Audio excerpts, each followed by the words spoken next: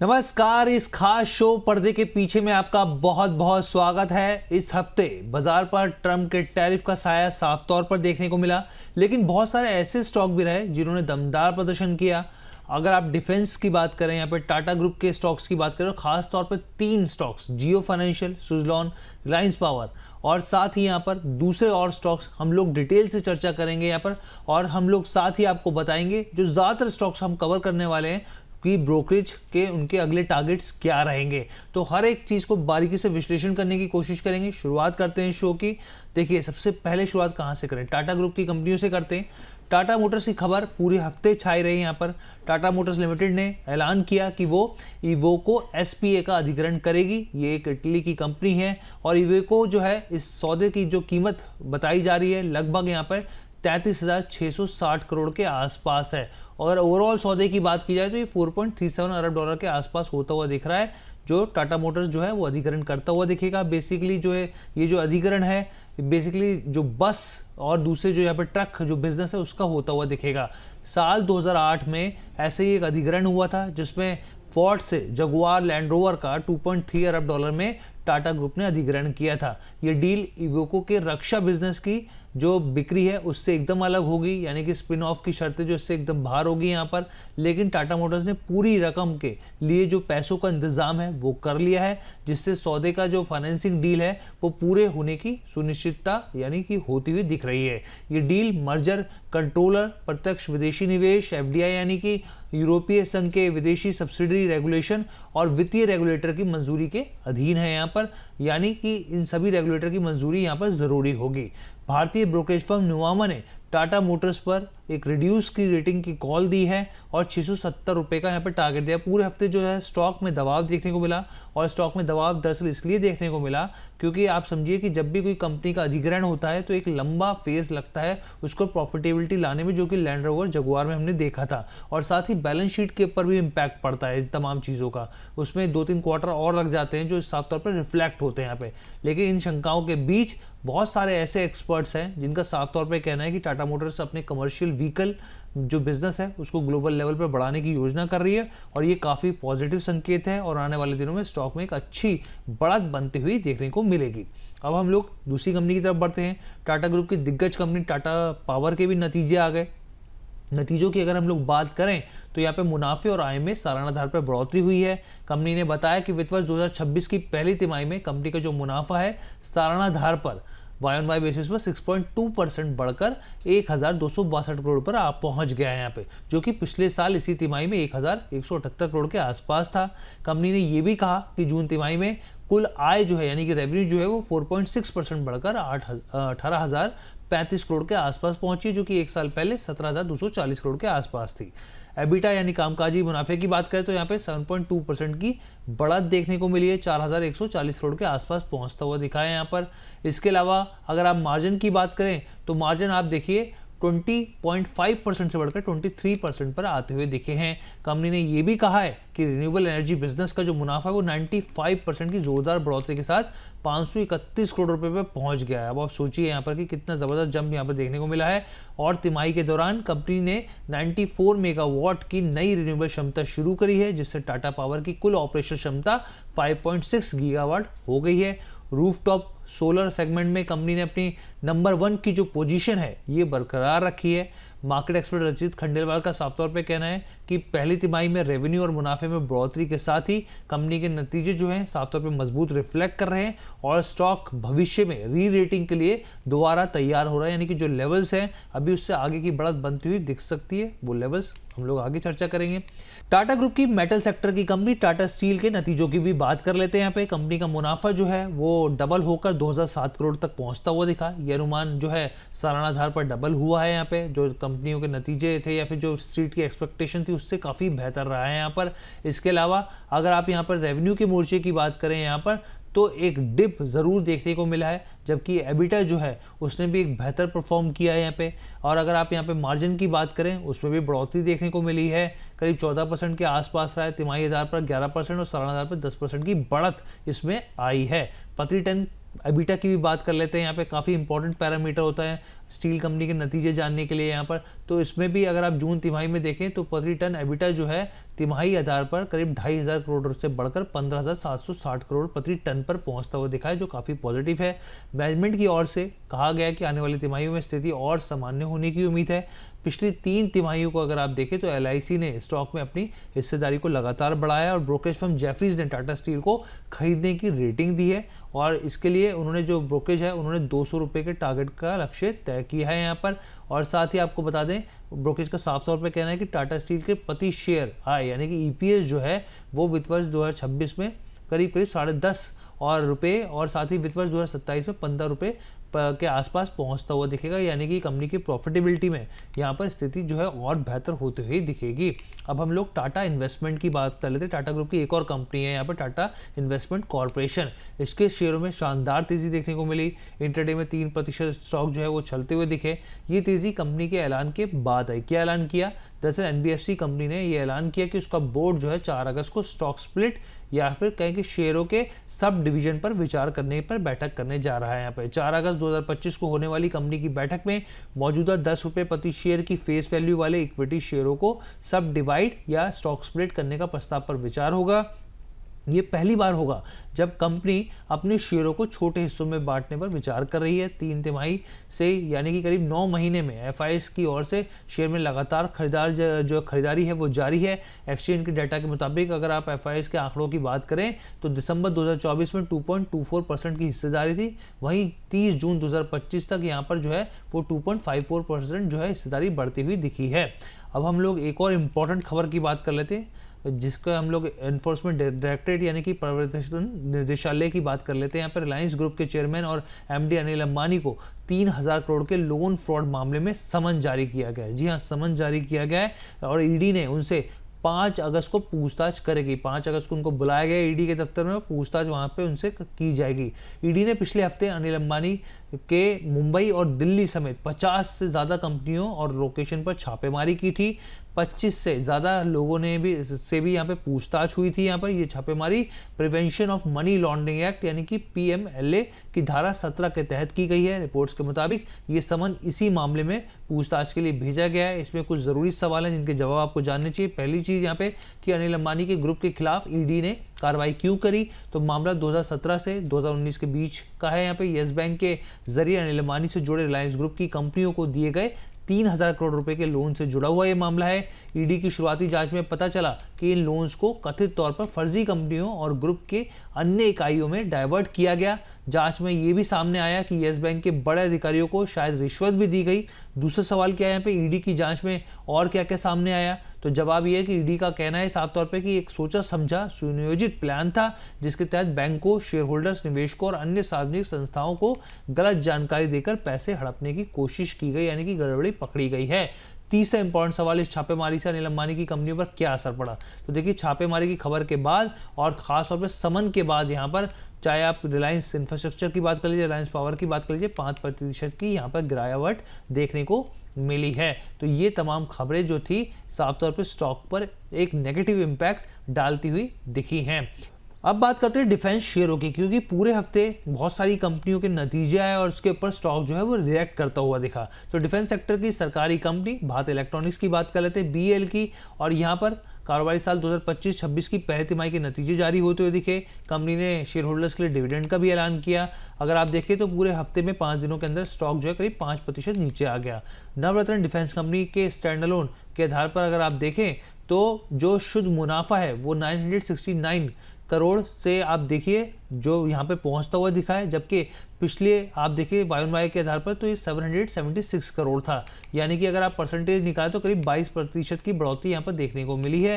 Revenue के आधार पर अगर आप देखें तो साल दर साल में 5% ये बढ़कर 4,416 करोड़ पर आ गया, जबकि आप पिछले वित्त वर्ष की इसी तिमाही की बात करें तो ये 4,198 करोड़ के आसपास था। इस तिमाही में डिफेंस कंपनी का जो कुल खर्च है साल दर साल के आधार पर उसमें मामूली सी कटौती हुई है और इसमें ये घटता हुआ दिखा है। मार्जिन की बात करें तो इसमें भी सुधार देखने को मिला है। जून तिमाही में कंपनी के मार्जिन जो है वो 24% के मुकाबले 28.1% पर आ गए हैं। इस पर JP मॉर्गन की भी रिपोर्ट आई है, ओवरवेट की सलाह दी है और 490 रुपये प्रति शेयर के भाव के लक्ष्य दिए, यानी कि ऑल टाइम हाई के लक्ष्य इन्होंने दिए हैं। बेल का मैनेजमेंट का साफ तौर पे यहाँ पे कहना है कि कंपनी को लेकर वो काफ़ी भविष्य के लिए उस पर आशावादी है। मजबूत ऑर्डर बुक और रिसर्च एंड डेवलपमेंट पर लगातार ध्यान कंपनी जो है वो केंद्रित की हुई है, जिसकी वजह से आगे चल के ग्रोथ जो है वो बढ़ती हुई दिख सकती है। Mazagon dock ship builders limited की बात कर लेते हैं। शेयरों में एक बड़ी गिरावट देखने को मिली हफ्ते भर में। अगर आप यहाँ पर देखें तो ये सरकारी कंपनी जो है बेसिकली इसने भी नतीजे अपने ऐलान किए। मुनाफे में भारी गिरावट देखने को मिला। नेट प्रॉफिट जो है साल दर साल के आधार पर 35% गिर गया यहाँ पे, जबकि एबिटा में 53% की गिरावट आई। कंपनी पर लागतों का दबाव साफ तौर पर देखने को मिला। सब कॉन्ट्रैक्टिंग से जुड़ा जो खर्च है, भले ही मार्च तिमाही की तुलना में यहाँ पे 67% घटा हो, लेकिन पिछले साल की तुलना में अभी भी ये ऊंचा बना हुआ है। एक हफ्ते में शेयर जो है 6% के आसपास ये है टूटता हुआ दिखा। इसके साथ ही प्रोविजनिंग में भी इजाफा हुआ है। हालांकि ब्रोकरेज हाउस जो है स्टॉक में अभी भी खरीदारी की सलाह दे रहे हैं। एंटिक ने स्टॉक जो एंटिक ब्रोकरेज फर्म है उसका साफ तौर पे कहना है कि स्टॉक में आगे के लिए आप खरीदारी कर सकते हैं, और जो इसका लक्ष्य है 3800 करीब 60 के आसपास का इन्होंने दिया है, और जबकि जो इसका उच्चतम स्तर है वो करीब 3775 है, यानी कि ऑल टाइम हाई उनका मानना है कि ये स्टॉक लगा सकता है। ब्रोकरेज का ये भी कहना है कि 3 अतिरिक्त जो स्कॉर्पियन पनडुब्बियां हैं उसका ऑर्डर मिलता हुआ दिखेगा। इसके अलावा और भी बहुत सारी संभावनाएं जिसको लेकर ये काफ़ी ज़्यादा पॉजिटिव दिख रहे हैं। प्राइवेट डिफेंस कंपनियों की भी बात कर लेते हैं यहाँ पर हम लोग। तो अपोलो माइक्रो सिस्टम की बात यहाँ पर कर लेते हैं। यहाँ पर तो देखिए वित्त वर्ष 2025-26 की पहली तिमाही के यहाँ पर नतीजे जारी हुए और कंसोलिडेटेड नेट प्रॉफिट जो है वो करीब 18.5 करोड़ के आसपास आया, जो कि पिछले साल इसी तिमाही में ये करीब 8.5 करोड़ के आसपास था यहाँ पर, यानी कि 115% का जंप देखने को मिला है। ये बढ़त कंपनी की बेहतर ऑपरेशनल एफिशिएंसी का नतीजा है। कंपनी का जो रेवेन्यू है वो करीब 47.25% की बढ़ोतरी के साथ 134 करोड़ रुपए पे पहुंच गया है।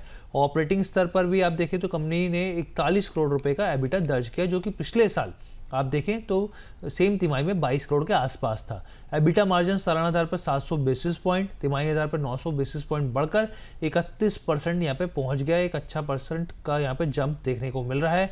और आप देखिए जहाँ पर भारतीय शेयर बाजार में साफ तौर पर दबाव था, ऐसे में अपोलो माइक्रो सिस्टम जो है पूरे हफ्ते एक अच्छी बढ़त बनाता हुआ यहाँ पर दिखा है। दूसरी प्राइवेट डिफेंस सेक्टर की कंपनी जो है जेन टेक्नोलॉजीज की बात कर लेते हैं। यहाँ पे आप यहाँ पर देखिए कि कंपनी ने यहाँ पर भी Q1 के नतीजे जो है जारी किए यहाँ पे, और उम्मीद जो बाजार को थी उससे कमज़ोर साबित हुए नंबर। सबसे पहले अगर आप आय और एबिटा की बात करें तो दोनों अनुमान से काफ़ी नीचे रहे हैं। कंपनी की कमाई में लगभग 600 से 700 करोड़ रुपए की डिलीवरी जो है वो आप अगर Q2 के हिसाब से देखें तो वो शिफ्ट हो जाएगी वहाँ पे, यानी कि जो ऑर्डर थी समय पे जो करना था वो अब शिफ्ट होती हुई दिखेगी, जिसकी वजह से तिमाही में और कमज़ोरी देखने को मिली है। रिपोर्ट में ये भी कहा गया है कि कंपनी में अगर आप FY26 के अगर हाफ यानी कि 6 महीने की बात करें तो आखिरी तक 650 करोड़ रुपए तक के नए ऑर्डर मिलने की उम्मीद है। कंपनी के पास एंटी ड्रोन सिस्टम के लिए इमरजेंसी प्रोक्योरमेंट का मौका है, और यहाँ पे लाइटरिंग जो म्यूनिशन प्रोजेक्ट है उस पर काम जारी है, जो कि अगले 1.5 साल में ट्रायल के लिए तैयार हो सकता है। मोतीलाल ओसवाल ने जेन टेक्नोलॉजीज के नतीजों को कमज़ोर बताया। डिज़ाइन में बदलाव और नए ऑर्डर को धीमी रफ्तार की वजह से कंपनी के नतीजों की परफॉर्मेंस साफ तौर पर प्रभावित होती हुई दिखी। ब्रोकरेज का कहना है ऑर्डर इनफ्लो जो है वो अब सेकंड क्वार्टर में बढ़ने की संभावना है, जिससे आगे तिमाहियों में सुधार देखने को मिलेगा। हालांकि जो रेटिंग है वो न्यूट्रल कर दी, और जो टारगेट प्राइस है वो 1650 रुपये का कर दिया गया है। अब हम लोग बहुत ही एक ऐसे स्टॉक की बात करते हैं जो कि रिटेल निवेशकों का काफ़ी ज़्यादा पसंदीदा है, और आपके पोर्टफोलियो में अगर है तो जियो फाइनेंस की हम लोग यहाँ पे बात कर रहे हैं। और यहाँ पे जो है स्टॉक में एक बम्पर तेज़ी देखने को मिली, और बड़े टारगेट्स भी यहाँ पर देखने को मिल सकते हैं। वो कैसे वो हम आपको बताएंगे, लेकिन यहाँ पर बड़ी खबर निकल के आई कि अंबानी फैमिली जो है जियो फाइनेंस में अपनी हिस्सेदारी को बढ़ाने जा रही है। रिलायंस के चेयरमैन मुकेश अंबानी ने जियो फाइनेंशियल सर्विसेज में बड़ी पूंजी लगाने का फैसला किया है। कंपनी के बोर्ड ने अंबानी फैमिली और उनकी होल्डिंग कंपनियों को करीब यहाँ पे 15,825 करोड़ रुपए के शेयर वारंट जारी करने की मंजूरी दे दी है। ये वारंट जो है 316 रुपये के आसपास प्रति शेयर की यूनिट के भाव पर जारी होंगे, और बाद में इन्हें कंपनी के शेयरों में बदला जा सकेगा। इससे कंपनी को सीधे बड़ी रकम मिलेगी, जिससे उसके कामकाज को मजबूती मिलेगी। और इस डील के बाद जियो फाइनेंशियल में अंबानी समूह की जो हिस्सेदारी है वो 47.12% से बढ़कर 54.19% हो जाएगी। इस फंड से कंपनी को आगे की रणनीति योजनाओं पर काम कर सकेगी, और इसके अलावा आपको बता दें कि कई ब्रोकरेज फर्म इस बात के बाद जियो फाइनेंशियल स्टॉक के ऊपर काफ़ी बुलिश दिख रहे हैं और साथ ही जो प्रदीप हल्दर हैं मार्केट एक्सपर्ट, उन्होंने भी शेयर को एनालाइज करके यहाँ पर 70% की तेज़ी की संभावना जताई है। अभी जो स्टॉक है करीब 329 के आसपास ट्रेड कर रहा है, तो आप खुद अंदाज़ा लगाइए कि ये अपसाइड किस हिसाब से किस लेवल पे पहुंच सकता है। यहाँ पे अब सुजलॉन एनर्जी की बात कर लेते हैं। यहाँ पर शेयरों में ज़बरदस्त एक्शन, तेज़ी देखने को मिली। बाजार खुलते ही आप समझिए कि शुक्रवार को करीब करीब 6% तक दौड़ गया स्टॉक और 65 के भाव पे भी जाता हुआ दिखा। दरअसल कंपनी के शेयरों में तेज़ी के पीछे 3 महत्वपूर्ण कारण रहे। पहला कारण 1 अगस्त से सुजलॉन के शेयर जो है वो फ्यूचर्स और ऑप्शन में यानी कि F&O सेगमेंट में ट्रेड करते हुए दिखेंगे और साथ ही देखने को मिला, और साथ ही ये कदम जो है निवेशकों के लिए अधिक लिक्विडिटी और ट्रेडिंग के विकल्प देगी। दूसरा बड़ा कारण क्या रहा, सरकार ने देश में जो निर्मित विंड टरबाइन के घरेलू कंटेंट की ज़रूरतों को बढ़ा दिया है। अब विंड टरबाइन के ब्लेड्स हो, टावर्स हो, गियर बॉक्स हो, जनरेटर या फिर बेयरिंग्स को यहाँ पर जो स्वीकृति है आसानी से मिल जाएगी। Approved list models and manufacturing के सोर्स के जरिए यहाँ पर यह अनिवार्य कर दिया गया है, यानी कि मेक इन इंडिया पर सबसे ज़्यादा फोकस रहेगा और इसमें बहुत ज़्यादा सिक्योरिटी की ज़रूरत पड़ेगी नहीं यहाँ पर। और तीसरा बड़ा कारण यहाँ पर जो साफ तौर पे रहा कि कंपनी को बड़ा ऑर्डर मिलता हुआ दिखा है। यहाँ पे जलेस्ट्रा इंडिया और उसके सहयोगी कंपनियों के लिए कुल 381 मेगावाट के ऑर्डर की सूचना दी गई है। ये कंपनी आप समझिए इस कंपनी के लिए ये पहला फर्म है जहां से यहाँ पर ये ऑर्डर जो प्रोजेक्ट है वो मिलता हुआ दिखा है। और साथ ही ऑर्डर के तहत सुजलॉन को करीब करीब आप समझिए 127S 144 टर्बाइनों की आपूर्ति करनी पड़ेगी, जो कि मध्य प्रदेश तमिलनाडु में स्थापित की जाएगी। मोतीलाल ओसवाल ने इस रिपोर्ट पर अपनी सलाह देते हुए जो लक्ष्य है वो 82 रुपये प्रति शेयर के भाव का टारगेट दिया है। आगे बढ़ते हैं यहाँ पे, क्योंकि NBFC सेक्टर की जो कंपनी है यहाँ पे PNB हाउसिंग फाइनेंस, वो बहुत ज़बरदस्त तरीके से खबरों में आ गई यहाँ पर और स्टॉक में भी भारी गिरावट देखने को मिली। 17% तक स्टॉक जो है वो टूट गया, जिससे स्टॉक ने 808 रुपये प्रति शेयर के हिसाब से अपना इंटरडे लो को भी टच किया। ये गिरावट तब देखी गई जब कंपनी के CEO ने अपने पद से इस्तीफा दे दिया। आपको ये भी बता दें कि स्टॉक अपने हाई लेवल से करीब 31% नीचे ट्रेड कर रहा है। कंपनी के मैनेजिंग डायरेक्टर और CEO गिरीश कौसगी ने अपने टर्म खत्म होने से पहले ही इस्तीफा दे दिया। गिरीश कौसगी ने 30 जुलाई को लिखे अपने एक पत्र में अपने इस्तीफा यहाँ पर दिया, क्योंकि वह कंपनी के बाहर अन्य जो नौकरी या फिर अन्य अफसर जो है वो तलाश रहे हैं। बोर्ड ऑफ डायरेक्टर ने 31 जुलाई को हुई एक बैठक में इस्तीफे को मंजूरी दे दी। हालांकि जो उनका कार्यकाल था वो 28 अक्टूबर 2025 को खत्म हो रहा था यहाँ पे। अब ऐसे में ब्रोकरेज ने क्या कहा है, तो मॉर्गन स्टैनली ने PNB हाउसिंग फाइनेंस के स्टॉक पर अपनी ओवरवेट की यहाँ पे सिफारिश करी है और साथ ही 1300 रुपये के टारगेट प्राइस को घटाया है और 1100 रुपये प्रति शेयर के भाव का यहाँ पे लक्ष्य कर दिया। फर्म का कहना है कि CEO कौसगी के इस्तीफे से कंपनी की भविष्य की विकास योजनाओं को लेकर अनिश्चितता पैदा हुई, अनसर्टेनिटी पैदा हो सकती है। अमूमन इस तरह की चीज़ें देखने को मिलती हैं। इसके साथ ही पंजाब नेशनल बैंक की भी बात कर लेते हैं। यहाँ पे जून तिमाही के नतीजे जारी हुए तो देखे बैंक का 48% की गिरावट के साथ 1675 करोड़ रुपए का स्टैंड अलोन नेट प्रॉफिट यहाँ पे दर्ज होता हुआ दिखा। ये गिरावट मुख्य रूप से टैक्स खर्चों की तेज बढ़ोतरी के कारण हुई। पिछले साल की समान तिमाही में बैंक ने 3252 करोड़ रुपए का नेट प्रॉफिट दर्ज किया था। नतीजों के बाद शेयर में एक तेज गिरावट देखने को मिली। PNB ने एक्सचेंज फाइलिंग में बताया कि जो आय है उनकी इस दौरान वो बढ़ी है, 37,232 करोड़ रुपए पर पहुंची, जबकि पिछले साल 32,167 करोड़ रुपए थी। ब्याज से आय यानी कि नेट इंटरेस्ट इनकम भी जो है वो बढ़ती हुई दिखी है। आप देखिए कि 31,964 करोड़ रही है, जबकि आप पिछले साल सेम तिमाही की बात करें तो वो 28,556 करोड़ के आसपास थी। ऑपरेटिंग प्रॉफिट यहाँ पे बढ़ता हुआ दिखा है। टैक्स खर्च पर इस दौरान जो है यहाँ पर इम्पैक्ट जो है वो ज़रूर यहाँ पे देखने को मिला है। एसिड क्वालिटी की बात करें तो वहाँ पे सुधार है। यहाँ पर ग्रॉस NPA जो है वो घटा है। यहाँ पे आप एडवांसेस की बात करें तो वो बेहतर होते हुए दिखे हैं। यहाँ पे नेट NPA में भी आप देखिए कि जो ये यहाँ पे 0.38% रह गया है, जबकि पिछले साल इसी समान तिमाही पे ये 0.6% यहाँ पर था। यहाँ पर इसके अलावा प्रोविजनिंग की बात करें यहाँ पे और कंटीजेंसीज की बात करें तो उसमें भी कटौती देखने को मिली है। और यहाँ पे जेफरीज की भी रिपोर्ट आई है। जेफरीज ने खरीदारी की सलाह देते हुए 125 रुपये प्रति शेयर के भाव का लक्ष्य दे दिया है। इसके अलावा आगे हम लोग बढ़ते हैं। यहाँ पे BSE 200 में शामिल पब्लिक सेक्टर बैंक जो है बैंक ऑफ इंडिया ने भी यहाँ पे नतीजे पेश किए। मुनाफा सालाना आधार पर करीब करीब 1700 करोड़ रुपए से बढ़कर 252 करोड़ रुपए आ गया। इसमें साल दर साल के आधार से अगर आप देखें तो करीब 32% का जंप देखने को मिला है। बैंक की नेट इंटरेस्ट इनकम जो है वो 6,276 करोड़ रुपए से यहाँ पे घटकर 6,068 करोड़ पर आ गई है। इसमें साल दर साल के आधार पर 3.3% की कटौती देखने को मिली है। पूरे हफ्ते में स्टॉक जो है करीब 5 से 6% नीचे आता हुआ दिखा। प्रोविजनिंग में हालांकि कमी है। यहाँ पर बैंक के मुनाफे पर पॉजिटिव असर देखने को मिला प्रोविजनिंग कमी के वजह से यहाँ पर। इसके अलावा एसेट क्वालिटी में सुधार देखने को मिल रहा है। तिमाही दर तिमाही के आधार पर आप देखें तो ग्रॉस एनपीए जो है यहाँ पर जो 3.27 से घटकर 2.92% के आसपास आ गया, जबकि नेट एनपीए जो है वो 0.82% से घटकर 0.75% पर आ गया है। प्रोविजनिंग पिछले साल के मुकाबले यहाँ पे गिरावट देखने को मिली है। इसके साथ ही बैंक की जो एसेट क्वालिटी जो मैंने आपको बताई वो बेहतर होती हुई दिखी है। इसके साथ ही हम लोग ऑटो एंसिलरी की भी बात कर लेते हैं यहाँ पे। ऑटो और ऑटो एंसिलरी की, क्योंकि हर एक सेक्टर को कवर करने की कोशिश करते हैं हम इस शो के दौरान। तो यहाँ पर देखिए मदरसन सुमी वायरिंग इंडिया के नतीजे आए। जून तिमाही के लिए नेट प्रॉफिट जो है वो 3.8% की गिरावट के साथ 143 करोड़ रुपए पर आ गया। मुनाफे में ये गिरावट कंपनी के खर्चों में बढ़ोतरी के चलते देखने को मिली। पिछले वित्त वर्ष की इसी अवधि में कंपनी ने करीब 148.87 करोड़ का कंसोलिडेटेड नेट प्रॉफिट दर्ज किया है। कंपनी के ऑपरेशन से कुल आय पहली तिमाही में बढ़कर करीब 2,490 करोड़ से ज्यादा पहुंचते जो कि एक साल पहले इसी अवधि में 2,184 करोड़ के आसपास थी। तिमाही दौरान कंपनी का जो कुल खर्च है वो यहाँ पे बढ़ता हुआ दिखा है। इसके अलावा कंपनी ने कहा है कि आप ये समझिए कि इस तिमाही में 14% की सालाना आधार पर मजबूत रेवेन्यू ग्रोथ हुई है, जबकि इंडस्ट्री की जो ग्रोथ है वो 3% है। इस हिसाब से तो काफ़ी अच्छी ग्रोथ दिख रही है। ब्रोकरेज हाउस का साफ तौर पे कहना है कि Q1 के नतीजे अनुमान के मुताबिक रहे।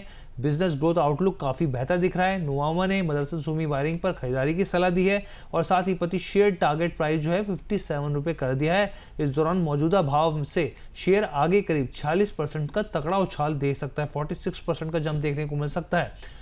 ऑटो सेक्टर की दिग्गज कंपनी महिंद्रा एंड महिंद्रा की भी बात कर लेते हैं। इसने भी अपने नतीजे पेश करिए और आप देखिए लगातार 13 क्वार्टर से जो है एबिटा जो है इसका डबल डिजिट में आता हुआ दिख रहा है। यहाँ पे मजबूत ग्रोथ देखने को मिली। स्टैंड अलोन जो मुनाफा है वो 32% और कंसोलिडेटेड मुनाफा जो है 24% बढ़ता हुआ दिखा। एसयूवी की बात कर लीजिए आप, एसयूवी में लाइट कमर्शियल व्हीकल की बात कर लीजिए, ट्रैक्टर बिजनेस की बात कर लीजिए, सब में एक बेहतरीन प्रदर्शन दिखाया। एसयूवी से आए 27.3% ग्रोथ देखने को मिली। इस पिछले साल जो था ये करीब यहाँ पर आप देखिए इससे बेहतर स्थिति यहाँ पे दिखा रहा है। अगर आप इसके अलावा यहाँ पे हिस्सेदारी की बात करें यहाँ पे तो 54.2% बाजार में हिस्सेदारी हो गई है। ट्रैक्टर बिजनेस में भी करीब हिस्सेदारी जो है 45.2% बढ़ती हुई यहाँ पर दिखी है। इसके अलावा आप देखिए इलेक्ट्रिक 3 व्हीलर में भी कंपनी जो है वो लगातार तेजी से बढ़ रही है और इसके साथ ही नंबर 1 पोजीशन पर ये काबिज हो गई है। मार्जिन के मोर्चे पर यहाँ पे थोड़ा सा दबाव जरूर देखने को मिला है, लेकिन ओवरऑल नंबर जो है वो काफी पॉजिटिव है। मॉर्गन स्टैनली ने शेयर पर ओवरवेट की सलाह दी है और 3,668 रुपये प्रति शेयर के भाव का लक्ष्य दिया है। इसके बाद हम लोग एक और कंपनी की तरफ बढ़ते हैं यहाँ पर, और ये भी रिटेल निवेशकों की काफ़ी पसंदीदा कंपनी है। माइनिंग दिग्गज वेदांता लिमिटेड की बात कर लेते हैं। FY26 के Q1 के यहाँ पे भी नतीजे जारी होते हुए देखे। मुनाफे में करीब 12% की गिरावट दर्ज की गई और रेवेन्यू में करीब 6% की तेजी आई। ऑपरेटिंग प्रॉफिट फ्लैट रहा है। यहाँ पे मार्जिन पर दबाव देखने को मिला। इस शेयर के लिए अगर आप 52 वीक हाई देखें तो 527 रुपये है और लो 362 रुपये है। वेदांता लिमिटेड ने कहा कि कंसोलिडेटेड आधार पर ऑपरेशन रेवेन्यू 6% सालाना आधार की ग्रोथ यहाँ पर दिखा रहा है। एबिटा यानी कि ऑपरेटिंग प्रॉफिट 5% के साथ यहाँ पर 10,776 करोड़ रुपये आ गया। एबिटा मार्जिन 34% से बढ़कर 35% पे आया। प्रॉफिट बिफोर टैक्स 2% बढ़ता हुआ दिखा यहाँ पे, जबकि जो पैट है नेट प्रॉफिट जो है उसमें 13% की गिरावट आई है। यहाँ पे रिटर्न रेशियो की बात की जाए तो सालाना आधार पर 87 बेसिस पॉइंट का सुधार के साथ यहाँ पे ROCE यानी कि रिटर्न ऑन कैपिटल एम्प्लॉयड 25% रहा है। कंपनी के ऊपर नेट डेट जो है, क्योंकि लोग जानना चाहते हैं यहाँ पे डेट को लेकर एक बड़ा कंसर्न रहता है वेदांता को लेकर, तो ये जो नेट डेट है वो 58,220 करोड़ के आसपास रहा है, जबकि जो ग्रॉस डेट है यहाँ पर वो काफ़ी ज़्यादा 80,357 करोड़ के आसपास है। लेकिन इकरा और क्रिसिल दोनों ने जो एजेंसीज हैं क्रेडिट रेटिंग जो है AA मेंटेन रखी है। मोतीलाल ओसवाल ने वेदांता के ऊपर 480 रुपये के भाव को टच करने के लेवल्स दिए हैं। हालांकि जो प्रॉफिट है मैं आपको बता ही रहा हूँ वो दबाव देखने को मिल रही है। अब एफएमसीजी सेक्टर की भी बात कर लेते हैं और आप देखिए बाजार में पूरी गिरावट के दौरान एक एफएमसीजी सेक्टर ऐसा रहा जो सामने एकदम दीवार की तरह खड़ा रहा यहाँ पे, और उसमें हिंदुस्तान यूनिलीवर की महत्वपूर्ण भूमिका रही। वित्त वर्ष 2025-26 की पहली तिमाही के नतीजे जारी होते देखिए कंपनी का जो नेट प्रॉफिट है वो करीब 6% बढ़कर 2,768 करोड़ पर पहुंचा। एक साल पहले ये 2,612 करोड़ था। ऑपरेशन से रेवेन्यू 5.15% बढ़कर 16,290 करोड़ के पार निकल गई। एक साल पहले की समान तिमाही में ये 15,996 करोड़ के आसपास थी। बढ़ोतरी में आप देखें वॉल्यूम की एक अहम भूमिका रही यहाँ पर। वॉल्यूम किस लिहाज से, तो आप देखिए Dove, life boy, lux, Lakme और यहाँ पे सनसिल्क जैसे जो ब्रांड है तो उसमें खरीदारी देखने को मिली। देखिए खरीदारी का मतलब भी साफ तौर पे वॉल्यूम बढ़ना होता है। जितनी ज़्यादा खरीदारी होगी उतना वॉल्यूम बढ़ता हुआ दिखेगा, जो कंपनी के लिए पॉजिटिव होता है। तिमाही के दौरान HUL का जो एबिटा मार्जिन है वो 22.8% रहा, जो कि सालाना आधार पर 130 बेसिस पॉइंट की गिरावट दिखा रहा है। एफएमसीजी सेक्टर की ये दिग्गज कंपनी अपने कारोबार के निवेश बढ़ाने की रणनीति पर कायम है। और आप यहाँ पे ये समझिए कि जून तिमाही में कंपनी का जो कुल खर्च है वो भी बढ़ता हुआ यहाँ पर दिखा है। हालांकि यहाँ पर जो गोल्डमैन सैक्स है उन्होंने HUL को लेकर रेटिंग को न्यूट्रल के बदलकर यहाँ पर बाई की रेटिंग दे दी है, खरीदारी की रेटिंग दे दी है, और टारगेट प्राइस जो है वो 2400 से बढ़ाकर यहाँ पर 29 रुपये कर दिया है। इसके साथ ही क्योंकि नई पीढ़ी जो है वो ख़ास तौर पर चाहे आप जोमेटो की बात कीजिए या स्विगी की बात कीजिए जमकर इस्तेमाल करती है, तो ऐसे में उनके नतीजे भी जानने ज़रूरी हैं। जोमेटो को तो हमने आपको बताया था, अब स्विगी के जो नतीजे आए हैं उसके बारे में बात कर लेते हैं। तो यहाँ पर स्टॉक में तो अच्छी खासी गिरावट देखने को मिली और उसके पीछे की वजह साफ तौर पर नतीजे रहे। गिरावट में जो वजह रही क्वार्टर के नतीजे आए यहाँ पर, और उससे काफ़ी ज़्यादा निराशा निवेशकों के हाथ यहाँ पर देखने को लगी है। जो लॉस है वो लगभग दुगना हो गया है। और आप समझिए इसके बावजूद जेफरीज जो है स्टॉक को लेकर काफ़ी पॉजिटिव दिख रहा है। उन्होंने खरीदारी की सलाह दी है। उनका कहना है कि जो स्टॉक है आप जो मौजूदा भाव है उस पर खरीदारी कर सकते हैं। 500 रुपये के टारगेट दिए गए हैं। जेफरीज का कहना है कि स्विगी का जो मुनाफा है पहले तिमाही में अपने सबसे निचले स्तर पर पहुंच गया है, क्योंकि कंपनी ने डार्क स्टोर यानी कि जो तेज डिलीवरी के लिए गोदाम होते हैं उसको खोलना बंद कर दिया है और कंपटीशन भी कम हो गया। देखिए पहले कंपनी क्या करती है, निवेश करती है, खूब निवेश करती है, और उसके बाद उसका जो इस्तेमाल होता है वो करती है। तब ऐसे में क्या होता है, कंपनी के जो चीज़ें होती है उस पर एक एक्सपीडाइट तेज़ी देखने को मिलती है यहाँ पर। और अभी जो है कंपनी जो है अस्थिर हो सकती है, लेकिन आने वाले क्वार्टर में प्रॉफिट जो है वो मार्जिन जो है बढ़ता हुआ दिख सकता है। जेफरीज को उम्मीद है कि वित्त वर्ष 2025 से लेकर वित्त वर्ष 2028 तक यहाँ पर स्विगी का जो फूड डिलीवरी रेवेन्यू है वो 20% प्रति साल की दर से बढ़ेगा। उनका मानना है कि जैसे जैसे ये बिजनेस बढ़ेगा वैसे वैसे ये और बेहतर होता हुआ दिखेगा। तो हमने लगभग हर एक सेक्टर को कवर करने की कोशिश की, आपके जो पोर्टफोलियो में मौजूद स्टॉक है उनके बारे में चर्चा की, और हर एक स्टॉक में, ज़्यादातर स्टॉक में आपको लेवल्स भी बताए, यहाँ पर आगे के भाव भी बताए, ब्रोकरेज की रिपोर्ट भी बताई। तो हर एक तरीके से हमने इस 360 डिग्री शो को कवर किया। आपको कैसा लगा शो कमेंट करके ज़रूर बताइएगा। फिलहाल के लिए मुझे इजाज़त दीजिए। बहुत बहुत धन्यवाद।